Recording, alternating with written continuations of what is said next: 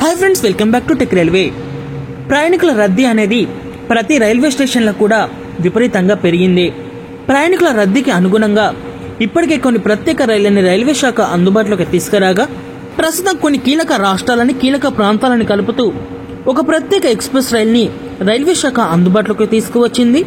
ఈ రైలు యొక్క వివరాల్లోకి వెళ్తే ఈ బండి భగల్పూర్ అలాగే యశ్వంతపూర్ మధ్యలో తన సేవల్ని అందించడానికి సిద్ధమైంది. ఒకటి గుర్తుపెట్టుకోండి, ఈ బండి కేవలం వన్ వే స్పెషల్ మాత్రమే.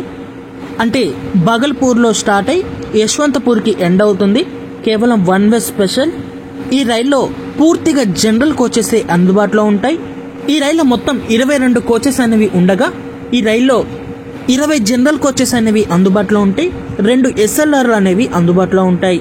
ఇంకా ఈ బండి ఇటు ఆంధ్రప్రదేశ్ మీదుగా కూడా ప్రయాణించడంతో ఆంధ్రప్రదేశ్ వాసులకి కూడా ఈ బండి కన్వెంట్ గా ఉండనుంది.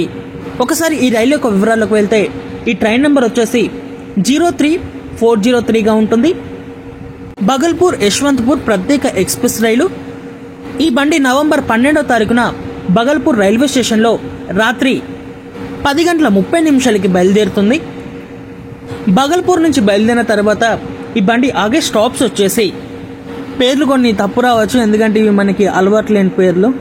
సుల్తాన్గంజ్, జమ్లాపూర్, దరారా, అబీపూర్, కియూల్, జాజా, జాసిద్ది, మధుపూర్, అసన్సోల్, దుర్గాపూర్, బ్రహ్మాన్, ఆండుల్, ఖరగ్పూర్, బాలాసోర్, భద్రక్, జైపూర్ కేరోడ్, కటక్, భువనేశ్వర్, కుర్దారోడ్, బ్రహ్మాపూర్, పలస, విజయనగరం, కొత్త వలస, దువ్వాడ, రాజమండ్రి, విజయవాడ, ఒంగోలు, నెల్లూరు, గూడూరు, రేణిగుంట, కట్పాడి, జొల్లూరుపెట్టై, కృష్ణరాజపురం, ఎస్ఎంబిటి, బెంగళూరు, యశ్వంతపూర్.